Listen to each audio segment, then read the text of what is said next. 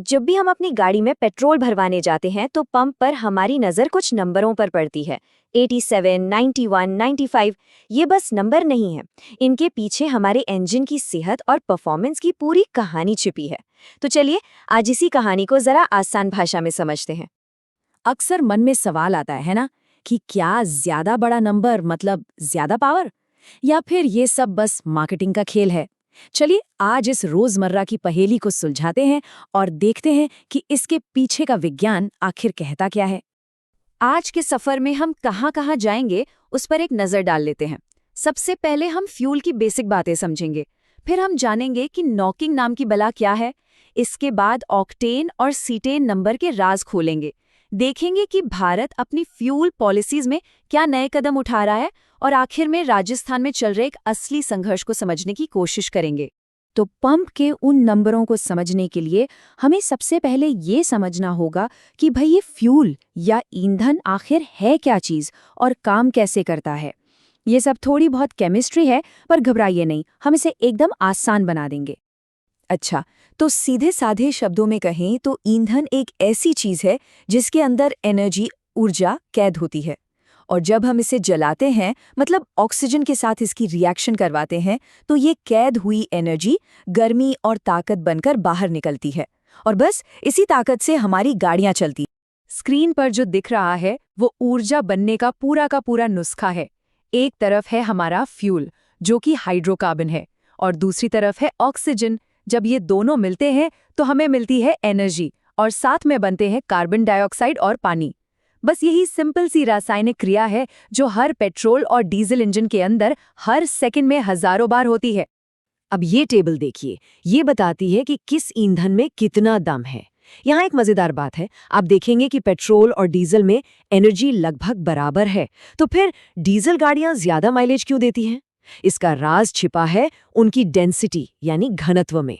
1 litre diesel 1 litre petrol से थोड़ा भारी होता है, और इसी वजह से उस 1 लीटर में ज्यादा एनर्जी पैक हो जाती है। यही है डीजल के बेहतर माइलेज का असली सीक्रेट। चलिए, अब जब हम ईंधन की बेसिक बातें समझ गए हैं, तो उस असली समस्या की बात करते हैं जिसे अच्छी क्वालिटी का फ्यूल सुलझाने की कोशिश करता है। इस समस्या का नाम है इंजन नॉक, और ये हमारे इंजन के लिए किसी धीमे जहर से कम नहीं है। देखिए, एक हेल्दी इंजन में क्या होता है, स्पार्क प्लग चिंगारी देता है और आग की एक लहर बहुत आराम से कंट्रोल में फैलती है जो पिस्टन को प्यार से नीचे धकेलती है। लेकिन नॉकिंग में कहानी उल्टी हो जाती है। एक धमाके के साथ साथ सिलेंडर के किसी कोने में एक और अनकंट्रोल्ड धमाका हो जाता है। ये कुछ ऐसा है जैसे शांत तालाब में पत्थर फेंकने की बजाय किसी ने बम फोड़ दिया हो। और जब आग की ये दो लहरें, ये दो धमाके एक दूसरे से टकराते हैं, तो इंजन के अंदर एक खतरनाक शॉकवेव पैदा होती है। जरा सोचिए, जैसे समंदर की दो बड़ी लहरें आपस में टकरा जाएं। बस वैसी ही तबाही इंजन के अंदर होती है। इसी टक्कर से वो खटखट या पिंग पिंग जैसी आवाज आती है, और ये धीरे धीरे इंजन के पुर्जों को खत्म कर देती है। तो इस नॉकिंग जैसे विलन से लड़ने के लिए हमारे पास दो हीरो हैं। पेट्रोल के लिए है ऑक्टेन रेटिंग और डीजल के लिए है सीटेन नंबर। चलिए समझते हैं कि ये दोनों काम कैसे करते हैं और ये एक दूसरे से इतने अलग क्यों हैं।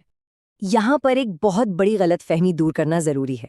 ज्यादा ऑक्टेन का मतलब ज्यादा पावर बिल्कुल नहीं होता। इसका मतलब है ज्यादा स्थिरता, यानी ज्यादा स्टेबिलिटी। एक हाई ऑक्टेन वाला फ्यूल ज्यादा दबाव और गर्मी बर्दाश्त कर सकता है बिना वक्त से पहले जले। मतलब ये फ्यूल को अनुशासन सिखाता है कि भाई स्पार्क प्लग की चिंगारी का इंतजार करो। तो सीधी सी बात यह है कि हमेशा वही ऑक्टेन वाला पेट्रोल इस्तेमाल करें जो आपकी गाड़ी बनाने वाली कंपनी ने सुझाया है। उससे महंगा पेट्रोल भरवाना शायद सिर्फ पैसों की बर्बादी ही हो। और ये सारी स्टेबिलिटी आती है मॉलिक्यूल के स्ट्रक्चर से। बाईं तरफ है हमारा हीरो आइसो ऑक्टेन। इसका स्ट्रक्चर देखिए, किसी पेड़ की मजबूत शाखाओं जैसा फैला हुआ है। ये बहुत स्टेबल है, इसीलिए इसे मिलता है 100 का स्कोर। और दाईं तरफ है विलेन एन-हेप्टेन। इसका स्ट्रक्चर एक सीधी कमजोर छड़ी जैसा है।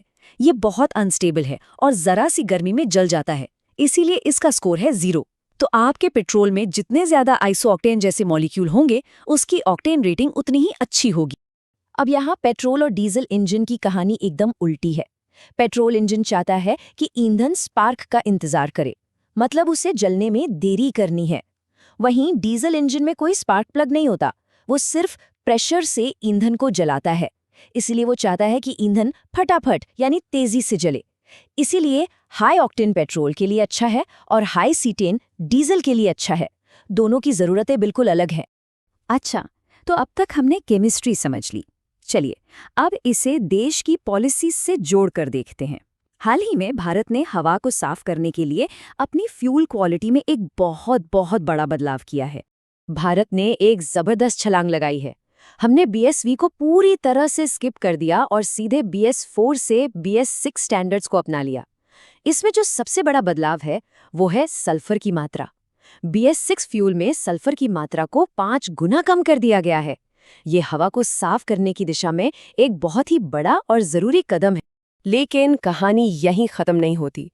भारत की राष्ट्रीय जैव ईंधन नीति का एक और भी बड़ा लक्ष्य है और वो है 2025-26 तक पेट्रोल में 20% इथेनॉल मिलाना। इसे E20 टारगेट भी कहते हैं।